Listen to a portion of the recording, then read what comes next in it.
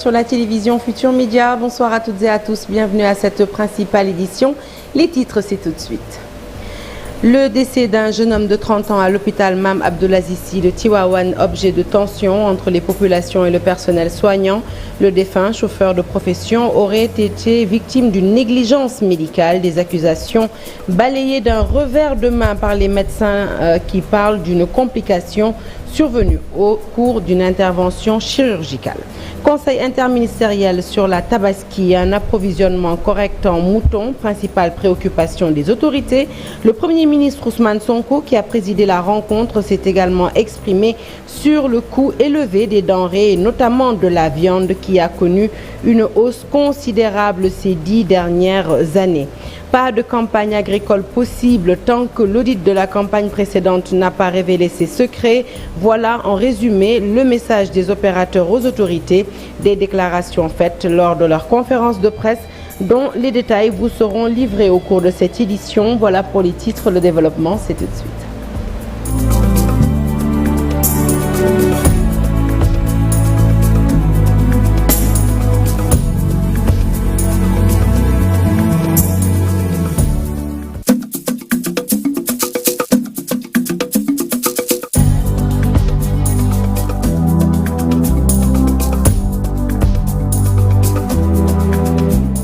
Bonsoir à toutes et à tous. L'hôpital Mame Abdoulaye Sy Dabakh de Tivaouane pris d'assaut après le décès d'un jeune conducteur de taxi moto Jakarta. Ses collègues qui s'en sont pris au personnel soignant pointent du doigt une négligence médicale, une version rejetée par la structure hospitalière. Les détails, c'est dans ce reportage. Il est signé Charanta Diop et Seylatir. L'accident a créé une stupeur générale au niveau de l'hôpital. Des jeunes conducteurs de taxi moto Jakarta en furie ont assiégé l'entrée principale de la structure sanitaire pour dénoncer un manque d'assistance de la part des blouses blanches.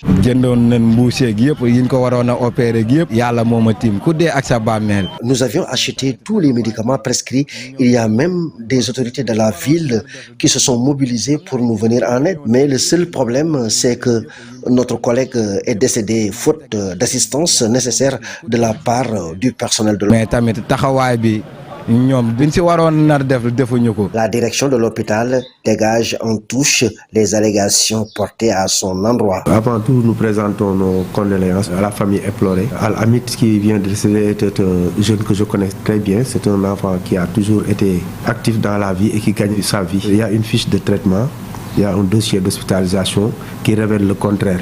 Et je pense que depuis les 15 jours où il était là, ils recevaient des soins de la part de la chirurgie et des personnes qui sont habilitées à le faire. Donc cette version, je pense qu'on peut le battre en brèche. Ces cas deviennent de plus en plus récurrents au niveau des établissements sanitaires de Thiès et Tivaouane. D'ailleurs, on se rappelle tout récemment un mouvement d'humeur qui a été initié par les conducteurs de taxi moto Jakarta de Thiès suite au décès d'un des leurs par négligence, selon leur dire, à l'hôpital Amadou Sakhine Ndiéguène de Thiès. Et nous restons avec cette affaire pour recueillir cette fois-ci la version du personnel médical. Et selon les médecins, eh bien, toutes les étapes de la préparation opératoire ont été respectées. Seulement, le patient a connu des complications au cours de l'intervention chirurgicale. Je propose d'écouter tout de suite Dr Momar Meng. Il est le porte-parole du personnel soignant. Il s'exprime toujours au micro de Charanta Diop. Hospitalisé pendant 13 jours et mis sur traction collée. Toutes les étapes de la préparation opératoire ont été respectées.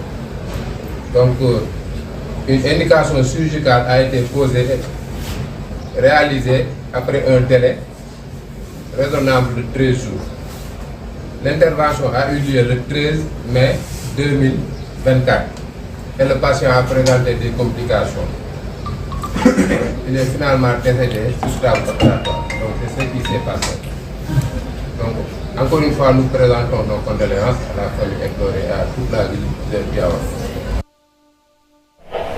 Une gendarmerie professionnelle proche des populations mais humaine, c'est la principale préoccupation du nouveau haut commandant de la gendarmerie et directeur de la justice militaire, le général de division Martin Faye, qui a pris fonction ce mardi, annonce un large plan d'action pour réconcilier la gendarmerie avec la population. Compte rendu de son installation avec Dissa Prera et Alioune Diagne.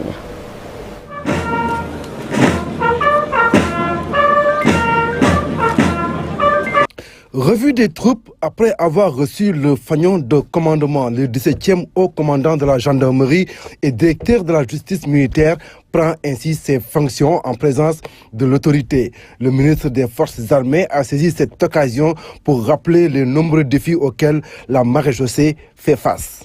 Mon général, en vous nommant à cette fonction éminemment stratégique, Son Excellence, M. Bassirou Diomaye Diakhar Faye, président de la République, chef suprême des armées, sait qu'il peut compter sur vous pour donner corps à sa vision, celle d'une gendarmerie républicaine, humaine, proche de nos concitoyens et qui contribue de manière constructive au développement et à la stabilité du Sénégal. La défense et la sécurité sont des domaines qui interpellent en premier lieu les forces de défense et de sécurité. Sous ce rapport, elles sont particulièrement concernées par les défis sécuritaires protéiformes et de plus en plus complexes qui ont pour nom le terrorisme, qui est une réelle menace à la paix et à la sécurité internationale, la criminalité transfrontalière et transnationale exacerbée par les trafics illicites de toutes sortes et la cybercriminalité, l'insécurité routière persistante, la recrudescence des agressions dans les grandes villes et particulièrement dans la capitale Dakar, le vol de bétail, la coupe de bois illicite et l'immigration irrégulière entretenue par des réseaux criminels organisés. Des défis nombreux et complexes, mais pas insurmontables. À la tête de la gendarmerie aujourd'hui, un homme du sérail qui d'emblée a fixé le cap et défini les orientations. Mon plan d'action sera articulé autour du renforcement des 4 fonctions opérationnelles suivantes. Commandement, coordination, conduite, veille, alerte, prévention, surveillance, investigation et enfin protection, intervention. En ma qualité de haut commandant de la gendarmerie nationale et directeur de la justice militaire, je veillerai à promouvoir une offre de sécurité moderne et adaptée, portée par une gendarmerie réconciliée avec les populations et toutes les communautés dans un concept armée-nation rénové. Notre registre, la sécurité routière constitue une préoccupation majeure pour les pouvoirs publics et les populations. La gendarmerie va initier dans les prochains jours des mesures fortes dans le cadre de la prévention routière. À travers des unités spécialisées déployées sur le territoire national, les activités opérationnelles régulières seront multipliées avec l'application de la tolérance zéro. Le nouveau haut commandant de la gendarmerie et directeur de la justice militaire a annoncé un large plan d'action. Un plan d'action qui va de la lutte contre le banditisme transfrontalier, la lutte contre la drogue, le vol de bétail, en passant par la cybercriminalité et la lutte contre les agressions et le maillage du territoire national. Martin Faye a en outre annoncé la mise en place d'un code de déontologie du gendarme. De l'ordre dans la gestion du foncier, un point d'honneur pour le chef de l'État. Une commission ad hoc vient d'être mise en place par le Premier ministre. Elle a pour objectif, cette commission, de contrôler et vérifier les titres et occupations de toute dépendance du domaine public maritime, composé de 21 membres et placée sous la présidence du ministre secrétaire général du gouvernement. Eh bien, elle sera coordonnée par le ministre des Finances et du Budget. Le point sur cette commission ad hoc dans ce récit signé Fatima Tatouré. Désormais, tous les titres et occupations sur les anciennes et nouvelles dépendances du domaine public maritime dans la région de Dakar seront soumis au contrôle. Le Premier ministre Ousmane Sonko a sorti un arrêté portant création d'une commission ad hoc qui va se charger de vérifier et de contrôler la légalité et la conformité des titres délivrés et occupations faites dans les zones ciblées. Installée au sein de la primature, Sous la présidence du ministre, secrétaire général du gouvernement, elle est coordonnée par le ministre des Finances et du Budget, et ce dernier va être assisté par le ministre de l'Urbanisme, des collectivités territoriales et de l'aménagement des territoires. La dite commission est composée entre autres de 21 membres répartis comme suit. 3 représentants de l'Assemblée nationale, un représentant du Conseil économique, social et environnemental, un représentant du Haut Conseil des collectivités territoriales, 3 représentants du ministère des Finances et du Budget, impôts, domaine, cadastre, 2 représentants du ministère de l'Urbanisme, des collectivités territoriales et de l'aménagement du territoire, un représentant du ministère de l'Environnement, un représentant du ministère de la Justice, le gouverneur de Dakar, les représentants des collectivités territoriales, le directeur général de la surveillance et du contrôle de l'occupation du sol, le directeur général de l'Agence nationale des affaires maritimes, un représentant de l'ordre des avocats, un représentant de la Chambre des notaires, un représentant de l'ordre des architectes du Sénégal, un représentant de l'ordre national des géomètres experts du Sénégal, un représentant du laboratoire national de référence dans le domaine du bâtiment. Cette commission ad hoc est scindée en 2 groupes. L'un va s'occuper de tous les aspects juridiques et techniques. L'autre groupe va travailler sur les impacts sociaux et environnementaux. Les travaux de la commission seront soumis à l'appréciation du président de la République, Bassirou Diomaye Diakhar Faye. Pour l'heure, instruction est donnée au directeur général de la surveillance et du contrôle de l'occupation du sol de procéder à la suspension de toutes les constructions et autres travaux sur les anciennes dépendances du domaine public maritime dans la région de Dakar pour un délai de 2 mois à compter de ce jour. Fatimata Touré, merci. Parlons consommation à présent avec le Premier ministre qui a présidé ce mardi au centre de conférence Abdou Diouf de Diamniadio un conseil interministériel sur la Tabaski 2024. Les besoins des populations sont estimés à 810 000 moutons. Ousmane Sonko a invité les éleveurs à s'engager davantage en faveur de l'autosuffisance en moutons. Le compte-rendu est signé Abdou Diouf Diagne et Ahmadou Bamba Samb. Cette année encore, le Sénégal doit se rabattre sur ses voisins de la sous-région pour satisfaire sa demande en moutons. Estimée à 810 têtes, le gouvernement annonce 14 mesures pour soulager les ménages. Cette situation de dépendance ne peut pas continuer, selon le Premier ministre qui a présidé le Conseil interministériel sur la Tabaski 2024.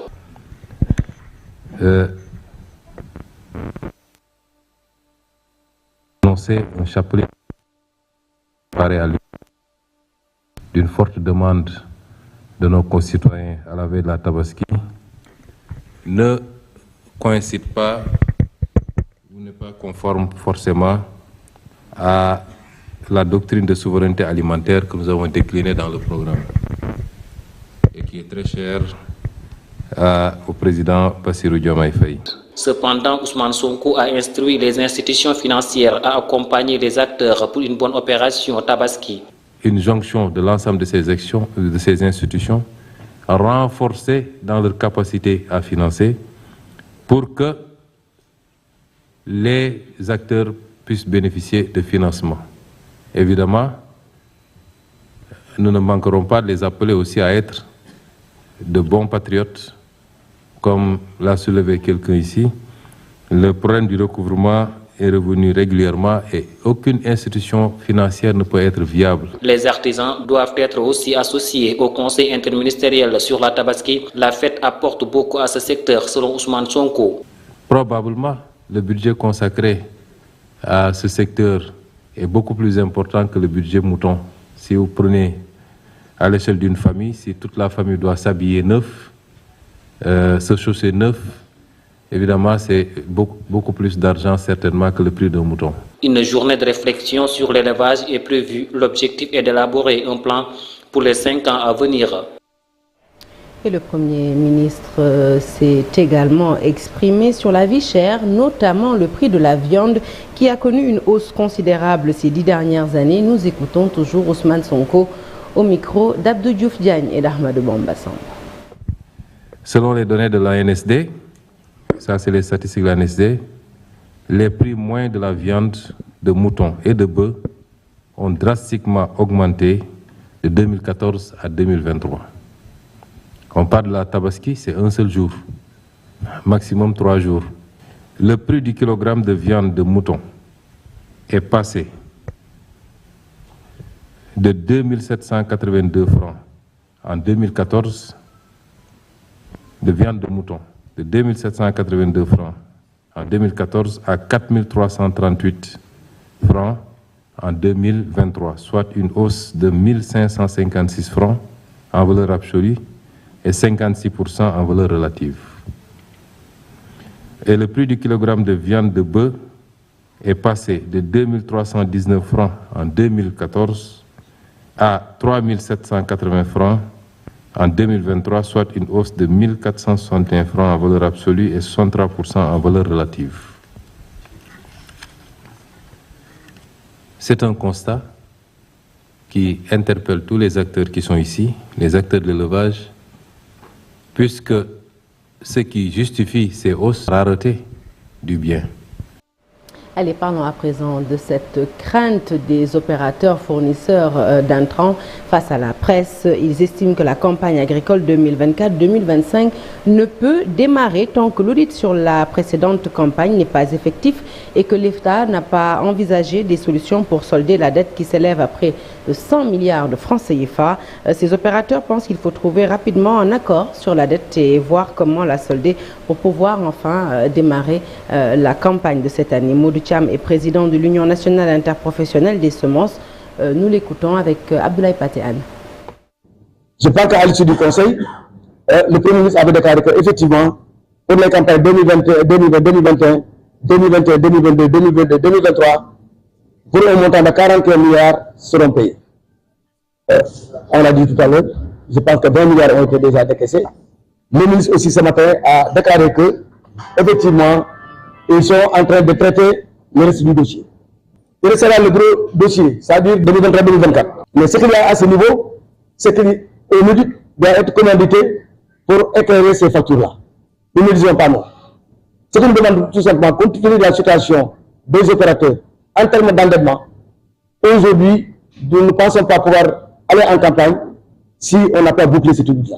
Donc nous demandons à l'État, notamment, d'accélérer un peu le pas pour que ces audits-là puissent se faire dans les bonnes conditions et nous permettre aujourd'hui d'être clairs et fixés sur... Et nous restons dans ce registre pour évoquer cette sérieuse menace sur la présente campagne de contre-saison chaude du riz dans la région de Matam. La circulaire signée par le nouveau ministre de l'Agriculture dessaisissant la commission de cession du matériel agricole suscite la panique des paysans qui préparent les récoltes.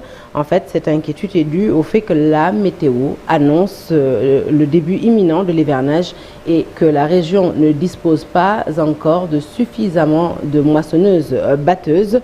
Seulement, la SAED, qui s'attend à des rendements records, a tenté de rassurer les producteurs. Le point, c'est avec Ali Bandagnan.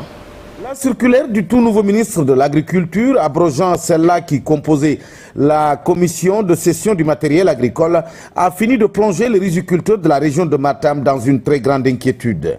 À travers les prévisions de l'ANACIM, l'hivernage devrait s'installer sous peu de temps, alors que la campagne de contre-saison chaude s'engouffre dans sa dernière ligne droite. La non-mise à disposition des moissonneuses batteuses parquées à Matam n'est pas pour faciliter les récoltes avant la tombée des premières pluies.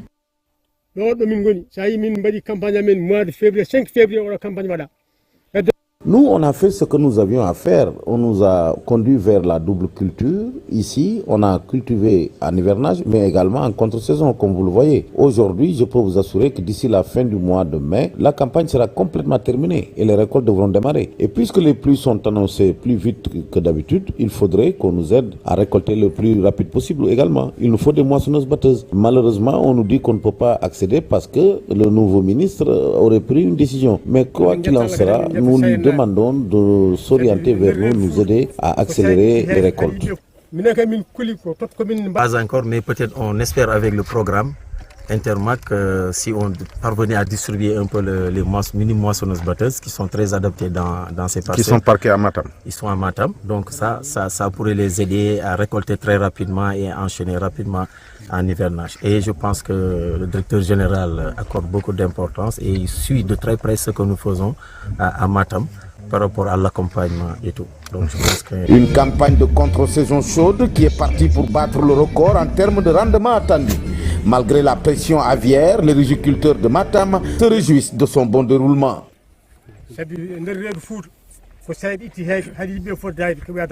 La campagne s'est bien déroulée dans l'ensemble, comme vous le constatez vous-même. Nous attendons des rendements records cette année, il faut le dire. Notre seul regret, c'est de ne pas pouvoir cultiver sur de grandes superficies. Comme vous le savez, 0,50 pour une famille, c'est insignifiant, quel que soit le rendement par ailleurs. Et c'est d'ailleurs l'occasion pour nous d'interpeller les nouvelles autorités du pays, qu'ils nous viennent en aide. Nous aimons l'agriculture, nous avons les moyens. 0,50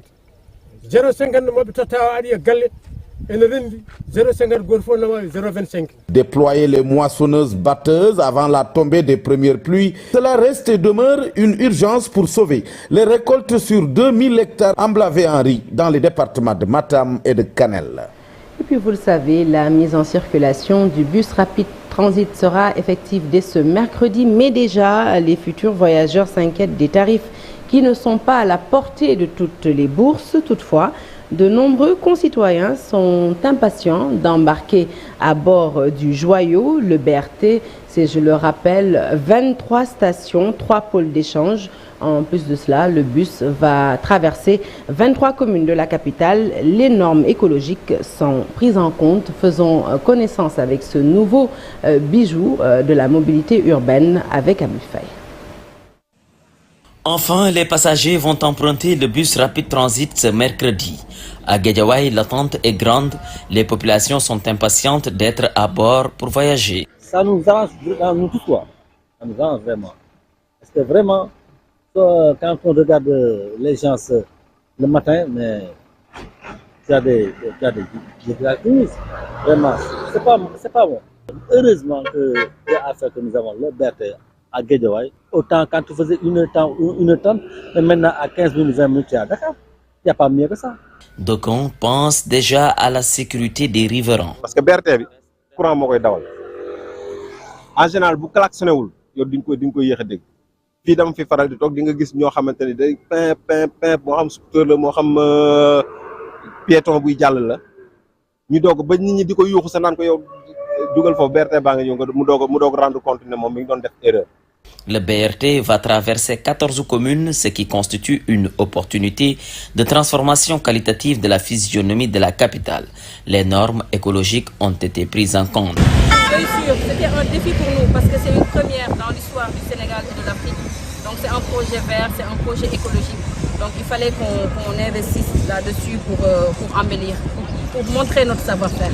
Les voyageurs devront payer 500 francs pour tout le corridor de Guédiawaye à Petersen et 400 francs entre zones, selon le directeur du CETUD. Des tarifs qui ne sont pas à la portée de tous. Non, parce que ça a un problème. Ndax nit mom bo bëggé dem mu yom nga ñëwaat mu yom lool mom liñ la fayé ko sax jar na ko mais yow bo mëne amna keneen ku mënul di ñaan yalla ñëpp oyof dal ba ñëpp mën ci gis seen bopp. Quand on paye 1000 francs le jour, on te demande 500 francs pour arriver à Dakar à 10 000, 15 000, il n'y a pas mieux que ça. D'une part, ça peut être abordable pour certains, mais d'autres aussi, ça peut poser problème. Parce que beaucoup de Sénégalais vivent des difficultés. Toutefois, elles invitent les passagers à veiller à l'entretien de ce joyau. Parce que là, ils sont en train de vraiment de préserver les espaces verts. Et vu même les tapis fleuris qui sont là-bas, il y a des gens qui ont balisé pour éviter que les chèvres ou bien les bœufs mangent les plantes. Les financements de la Banque mondiale à hauteur de 184 milliards est entièrement consacré au financement du corridor entre Petersen et Guédiawaye et permettra de réaliser les infrastructures et équipements. Il s'arrêtera à 23 stations dont 3 pôles d'échange à Guédiawaye, Grand Médine et Petersen.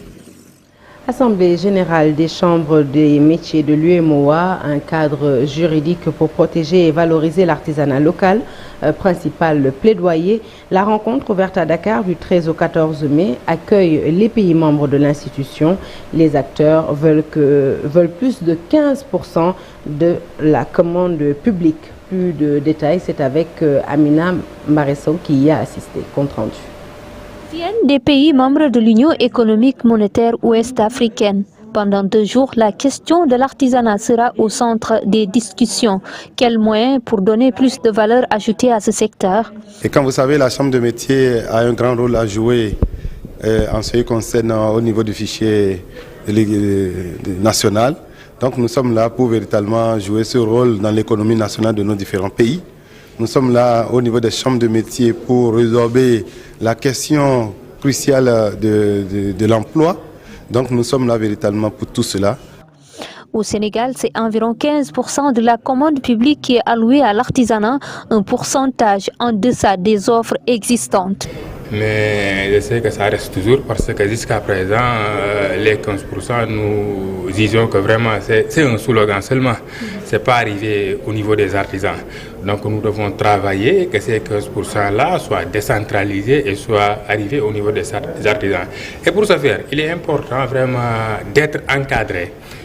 Comme vous la voyez aussi, aujourd'hui nous sommes en assemblée, il y a le Burkina Faso qui a présenté son modèle concernant la commande publique. Vraiment, ils ont proposé à leur État d'un protocole d'accord dont l'État a répondu favorable. Ils sont arrivés à signer un protocole d'accord qui donne instruction à tous les ministères, toutes les directions de préférence locale de leur commande publique, mais qu'ils soient encadrés également. Comment encadrer? C'est-à-dire toute commande va passer par la Chambre nationale, et la Chambre nationale qui est en charge de la décentralisation au niveau des artisans. Si toutefois on réussit à signer un protocole d'accord entre l'Union nationale des chambres de métiers et l'État du Sénégal, on parviendra vraiment à réussir à la politique de la commande publique ici au Sénégal. Des partages d'idées mais aussi d'expériences, l'essentiel des travaux. Le Bénin, un cas d'école qui devrait inspirer les pays membres. Le chef de l'État a bien voulu confier ça à notre chambre. Une réforme approfondie du secteur dans le secteur de l'artisanat. C'est depuis seulement le 22 septembre que nous sommes installés, le 22 septembre bien sûr 2022.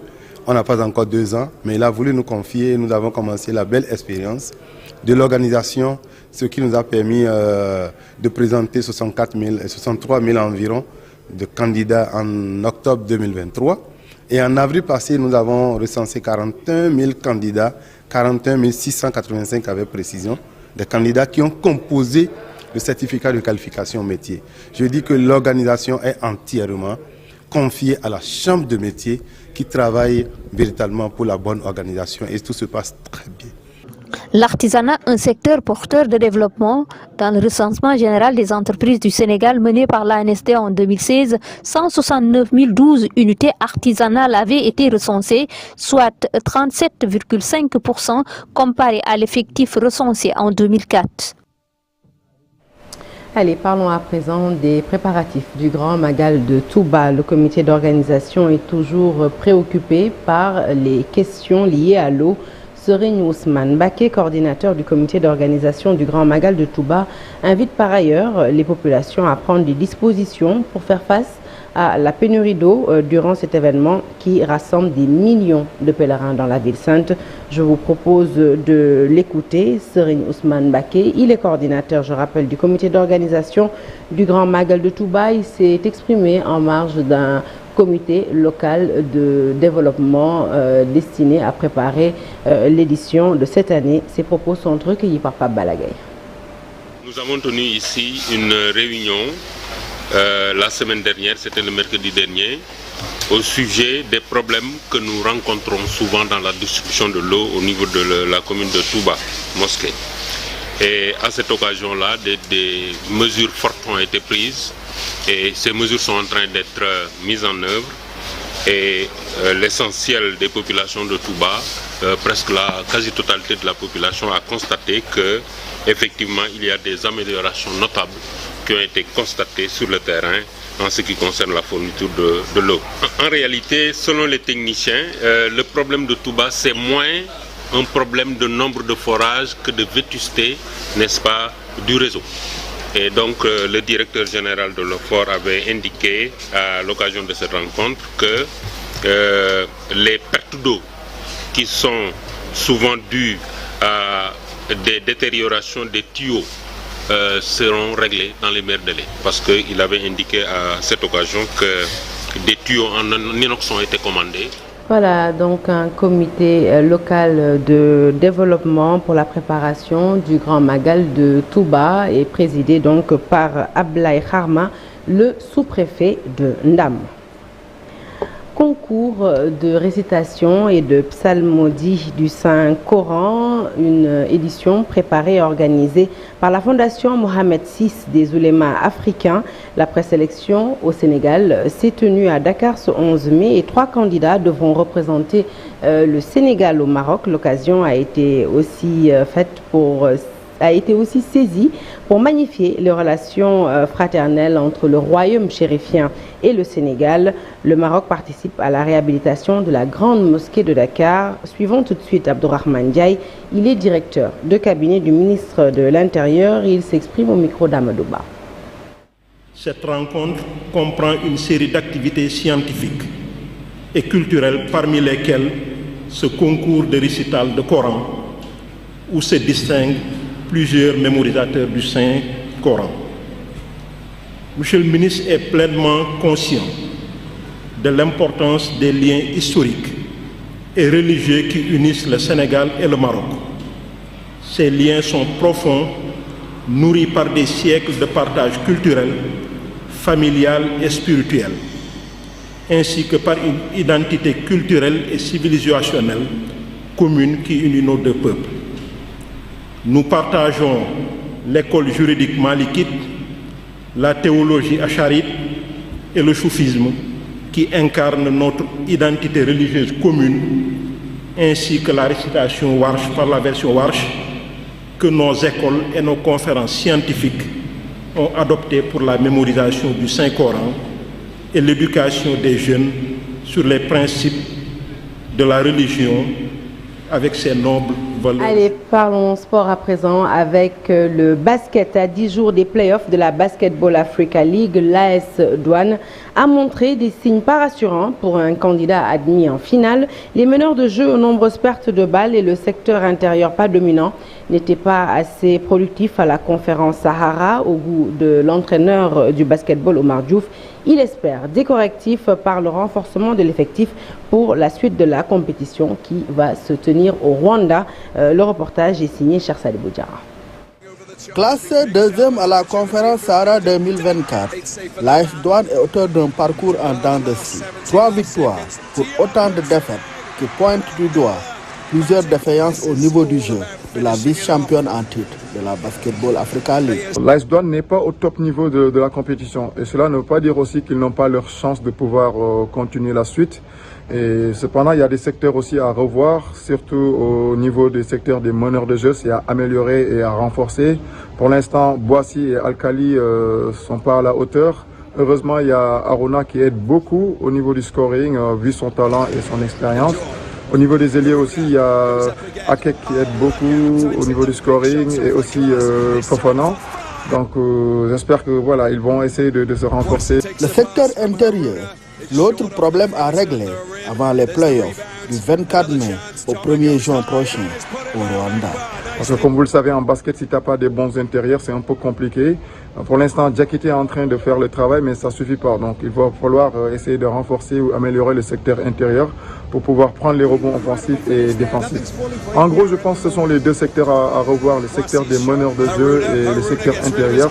S'ils parviennent à le faire, ils peuvent gagner des matchs et pourquoi pas continuer la suite de la compétition. Autant de manquements qui n'ont peut-être pas échappé à l'entraîneur de l'AS Douane, Mamadou Gueye Pabi et son staff. Ces derniers ont une dizaine de jours pour réajuster l'effectif avec l'arrivée de nouvelles recrues. Chersali Boudjara, merci. Merci à vous également d'avoir suivi ce journal qui est à présent terminé. Mais l'actualité se poursuit, vous le savez, sur toutes nos plateformes digitales. Tout de suite, restez avec nous. Nous parlons santé et ça se passe dans la deuxième partie du Soir d'Info avec Abdoulaye Der qui reçoit le docteur Morphal. Excellente suite de programme en notre compagnie et très bon appétit si vous êtes à table.